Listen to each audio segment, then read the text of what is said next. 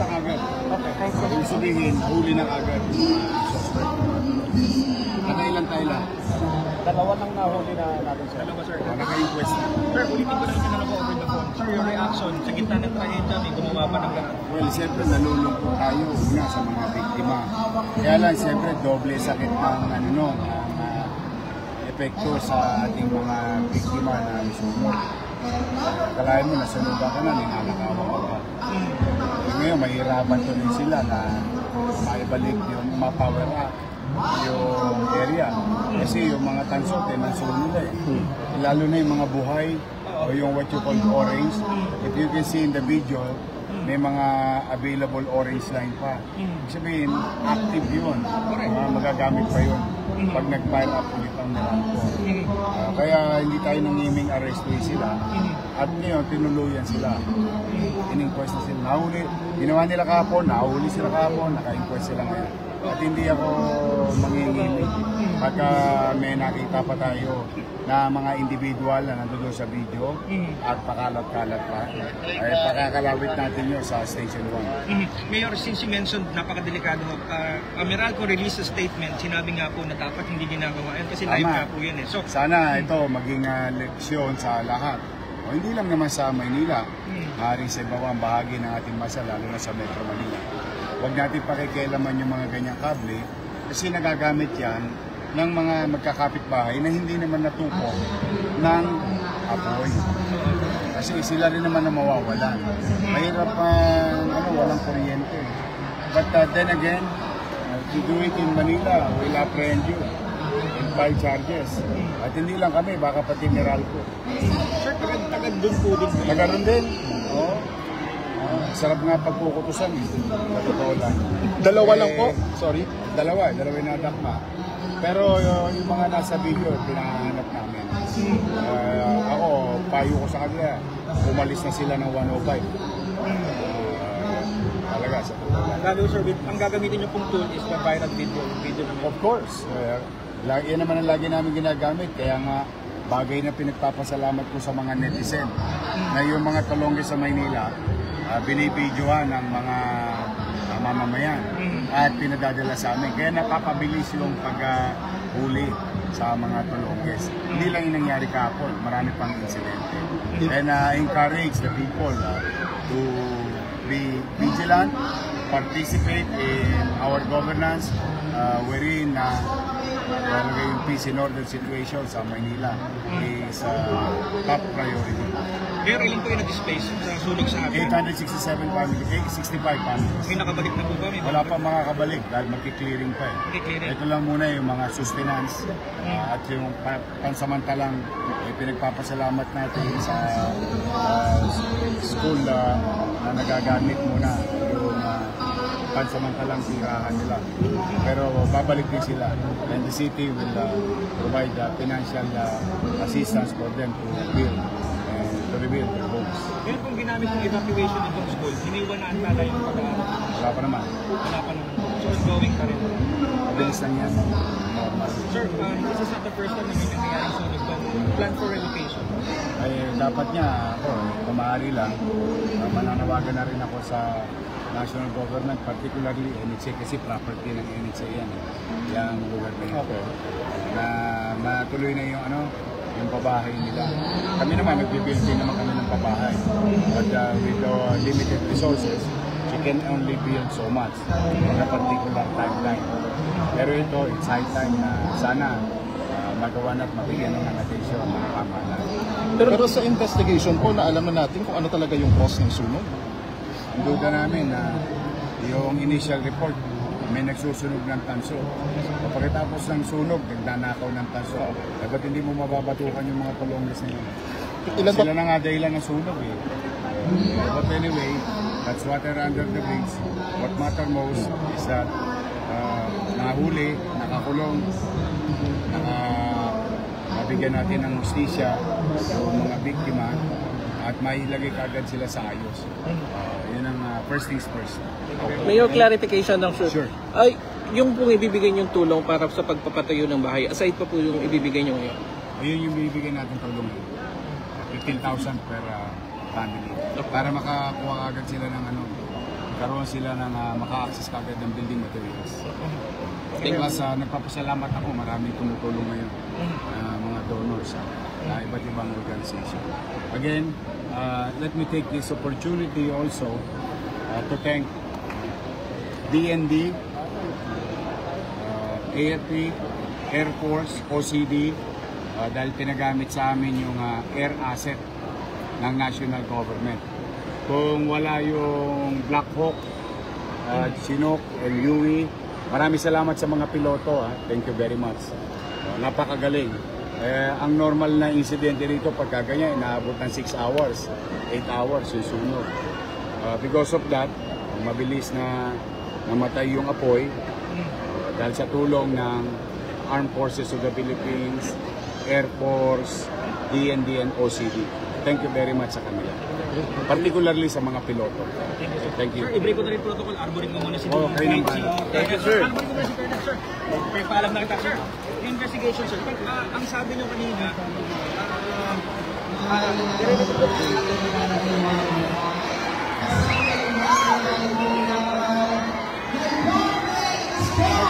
Magbibigay sila ng toilet. Toilet kit.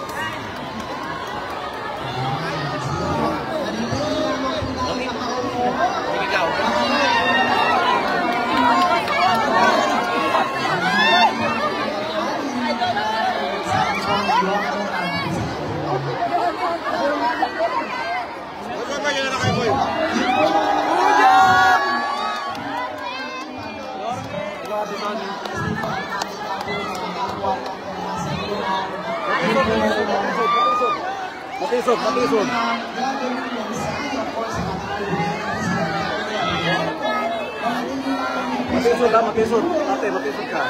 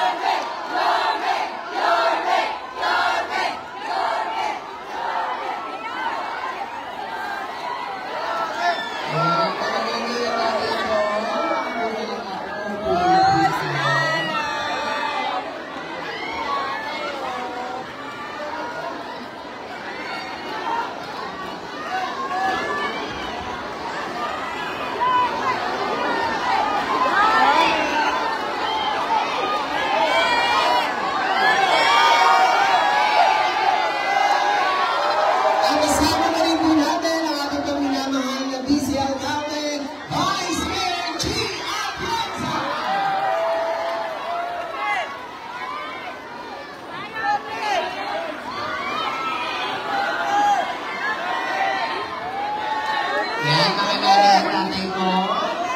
Ibulangan po tayo muna at gagawin po natin ng isang maayos na pagbibigay po ng tulong handog po sa ating ng pamahalaang lungsod ng Maynila sa pangunguna po ni Jorge Isko Moreno Domagoso, ang Vice Mayor Gia Atienza, ganyan din po ng ating pong mga konsehal mula po sa District 1 at ganyan din po ng ating pong Congressman Ernest Junicio.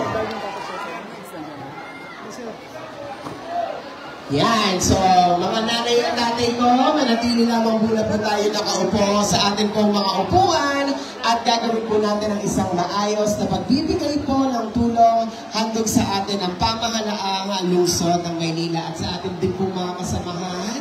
Pakiusap lamang po na medyo gerli muna po tayo nang sa ganun po ay makita rin po ng mga nasa likod ang ating pong buting Vice Mayor Gia Atienza at Jorge Isko Moreno Domagoso. At syempre maraming salamat po sa ating pong butihing punong-buno dito po sa Vicente Lire Elementary School. Ayan, unang muna po tayo, mga kasamahan po natin, mga kapagang. Careful muna po tayo. medyo pagkakayanin po ay medyo upo-upo lamang po tayo para po na makita rin po nila ang mga nangyayari po sa harapan. At syempre, tawagin din po natin upang bumate, Councilor Colonel June Ibay! Sa mga kapitbahay namin, at salamat po tayo kahit paano nandiyan ang ama natin dito sa lungsod ng Maynila. May gusto mo kayo, no? At laging hindi tayo pinababayaan pag may mga ganitong sakuna. Siyempre, kasama din natin ang ating Vice Mayor Chia Atienza. Sa totoo lang po, galing pa po kami sa session at kaya po nagsitakbo pa kami dito. Kasama din namin ang 10 ng team action ng District 1. Konsehal Taga, Konsehal Kuya Ian Rosay. Mamaya-maya po, pakating na din si Dr. Alfonso. Nandiyan din ang chairman natin.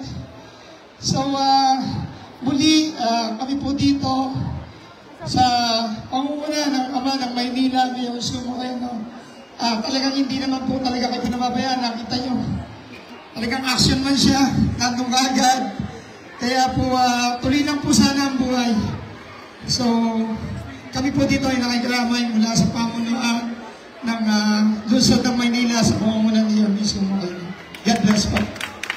Maraming salamat po, Councilor Colonel Junie Ibay, at sa mga pagkakataon po ito upang bumati po din sa atin. Palakpakan po natin ang ating minamahal na Vice Alcalde, Vice Mayor G.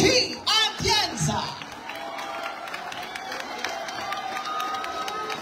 Pwede po ba yung gulong tayo? Kasi gusto ko rin kayo makita dito eh. Hindi po namin kayo makita. Magandang hapon sa inyo. Alam ko, hindi magandang pakiramdam ngayong araw. Nakita namin kung anong pinagdaanan nyo kahapon. Dahil habang kayo po ay nasusunugan, si Yorme nandun sa footbridge. Ako naman po umiikot dito para siguraduhin na maayos yung evacuation sites nyo kasama si J. De La Fuente. Hindi ko man masasabi na maging okay kayo dahil alam ko hindi kayo okay.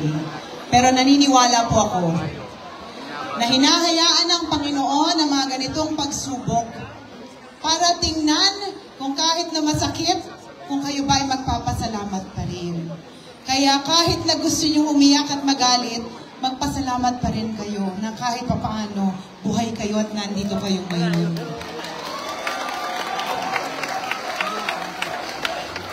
Kung nawala man ang lahat ng meron kayo ng isang iglap, naniniwala ako, kayang-kayang ibalik ng Panginoon ng 10 beses ang lahat ng nawala sa inyo.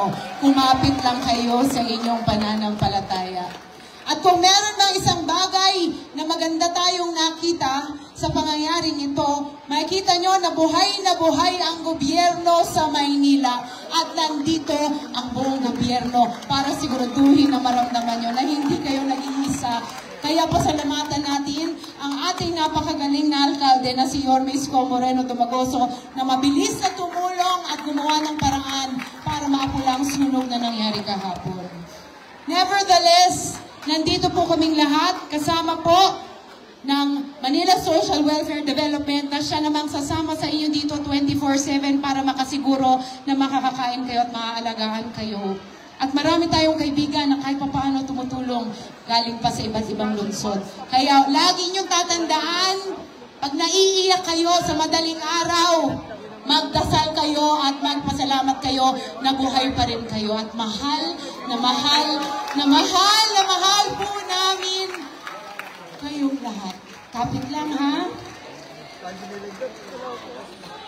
Maraming salamat po, Vice Mayor G. Atienza. At sa mga pagkakataon po ito, ibibigay ko naman sa inyo ang ating ama ng lungsod ng Maynila. Palakpakan po natin, Yorme Isko Moreno Dumagoso.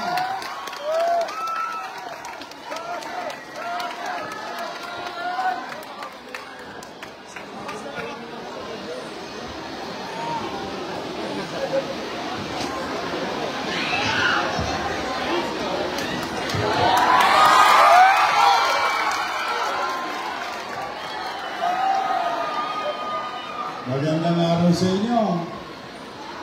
Para kayo hindi nasunugan, ha? kami ni Vice Mayor si Atienza at ang inyong mga kusihal na nandito. Nandito ang ating si Jesus Tagapardo, Eric Ianieva, si Jose Irma Alfonso, Junior Ibay, si Joaquin, at ang ating mahal na Congressman Ernest Dionisio, at sino ba binata rito? Sino binata? May binata. Ay, isa lang. Wala, may asawa nito, si Chi. Ang ating Vice Mayor Chi Atienza. Una, salamat sa Diyos, buo pa ang pamilya. Yung mga naipundar nyo, naubos. Kaya sana maging takdang aral, lalo na sa mga lalaki na nandito. Nagtatanso kayo, ayan, natanso tayo lahat. Dahil lang sa kapabayaan, panlalamang, maaaring ng isang tao, libo-libong pamilya ang naapektuhan. Nasusunog na kayo, ninanakawan pa kayo ng kapitbahay nyo. Gusto nyo wala tayong gawa? Ha? Gusto nyo masahihin ko? Susunog na, ninanakaw pa yung wali nyo. Paano kayo makakabalik kagad kung titirahin natin yung mga tanso nyo? Pwede ba tayong babalik na walang kuryente? O, magkakakuryente ba pag walang wire? Eh, ba't yung tinitira? Tayo rin ang nawalan. Tayo rin ninakawan natin ang ating mga sarili. Ganon ang mangyayari. Pero huwag kayo mag-alala. Nahuyo na yung dalawa. Kaya yung mga nasa video, tago na kayo.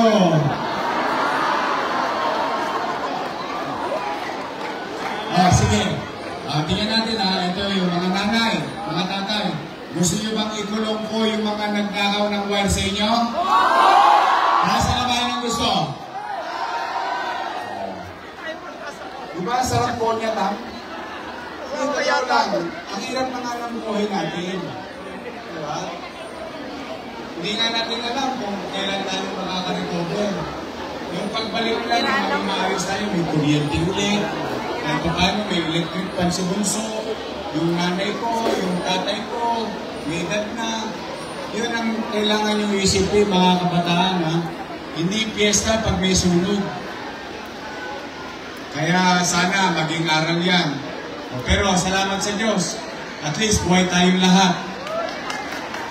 Tama ba?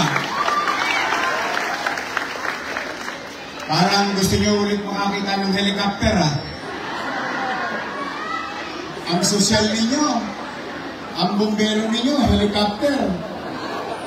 Pero kundi dahil sa Department of Defense, sa Armed Forces of the Philippines, sa Office of Civil Defense, at sa Air Force, malamang naubos tayo lahat dun.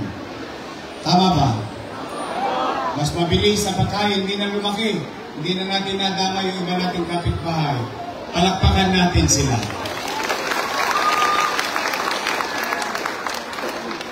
At maraming salamat sa Bureau of Fire, sa mga fire volunteers, sa mga medic na umaten. Palakpakan natin sila.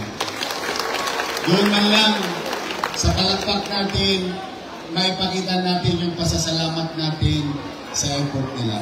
Sa lahat ng tumulong, palakpakan natin sila. O ngayon, merong inanda ang national government. Nakita nyo to. Sa DSWD yan. Galing sa kanila yan. Yung karton, chicha. Yung box sa plastic, paglulutuan ng chichichay natin. Meron kayong kaldero, huwag yun ang aluminum yung Hindi talaga kayo makakalusot sa akin eh. Pare-pare na sa tayo ng buhay ng araw eh. O, meron kay kaldero, kawali, pinggan, baso, kutsara, tinidor. Handog ng DSWD sa akin. Model siguro. Magkano kilo aluminum ngayon?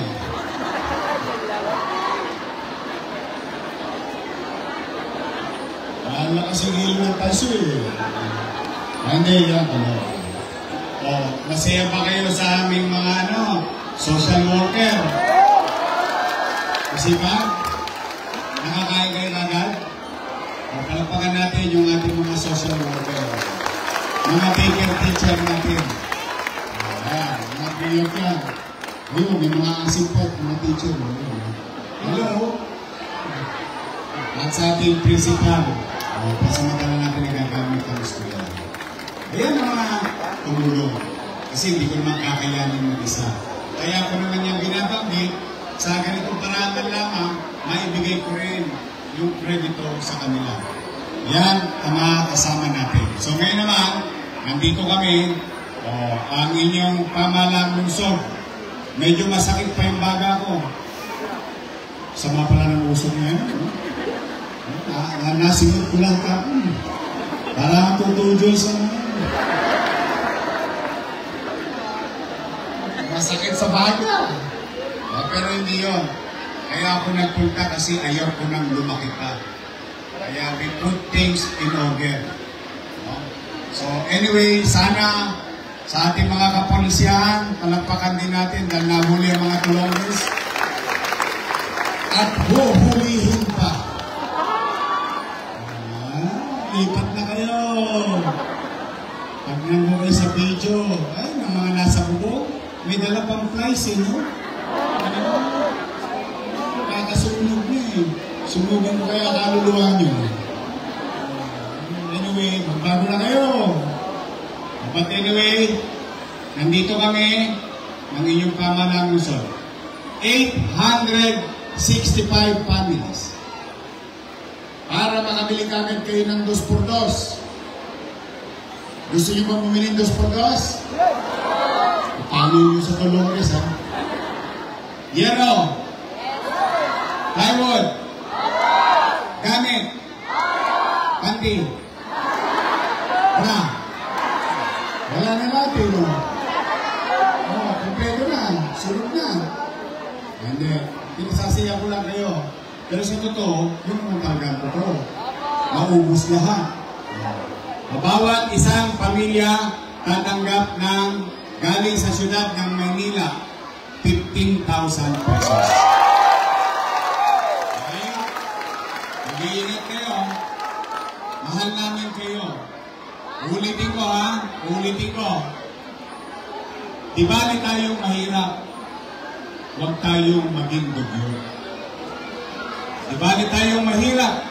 Hindi natin kailangan maging magulong komunidad. May karapatan ng bawat tao mamuhay ng panatag at malinis. Araw-araw ko na lang nililinis yung lugar nyo. Kung po pwede ba, huwag na kayong nagtatapon sa gitna ng island. Pwede ba? Doon na lang sa bangketa. Tapos darating yung truck. Pwede? Kasi dumano naman ako kanina. Ang dami na namang Sharon Cuneta sa island. Balutin mo ako. Wow, mga pinagbalutan ninyo na suman. Ang doon na naman. Hindi, ilagay nyo na lang sa kanan. Kasi, pag nasa kanan ng basura, dadaan ng truck, hindi ko maabala yung mga dumadaan sa atin. Okay? Kasi gusto ko maging tahimik yung lugar nyo. Gusto ko maging malinis yung lugar nyo. Kahit na mahirap tayo, gusto ko malinis yung lugar ninyo. Maaliwalas para sa inyo, hindi para sa akin. Kaya, tulungan nyo kami. Itong ginagawa namin para sa ating komunidad. So muli, may awa ang Diyos. Kaya mawawala ng pag-asa, ha? Nakakaraos din tayo. makakatayo na tayo. Naniniwala ba kayong habang buhay may? Habang buhay may? Alam niyo si Tarik? Pag-asa. Totoo naman. Lagi may awan. I love you. May mga lolo't lola ko, nanay tatay ko, senior citizen, nasa kamay. Oh, malapit na. Malapit na yung gatas yun. Tatapusin ko na yun. Oh, mag-iingat kayo, ha? Oh, sabay-sabay tayo. Manila! God first. Thank you. Maraming salamat po. Yorme Isko Moreno Domagoso. At muli po, gayon din po sa ating po mga kasamahan. Manatili lamang po tayo nakaupo sa ating po mga upuan. At gagawin po natin ang isang maayos na magbibigay ng tulong hanggang po sa ating ang pamahalaang Luzon ng Maynila. Maraming salamat din po. Palapakan din po natin Vice Mayor J. Atienza. Gayon din po na ating po mga konsehal. Sa panguna po ni Konsehal Jesus Tagapahardo, Councilor Dr. Irma Alfonso, Councilor Colonel June Ibay, Councilor Ian Benseñeva, and of course, Councilor Joaquin Domagoso. At gayon din po na ating po humihin Congressman Ernest Dionisio. Sa lahat po ng ating po mga MTSW staff,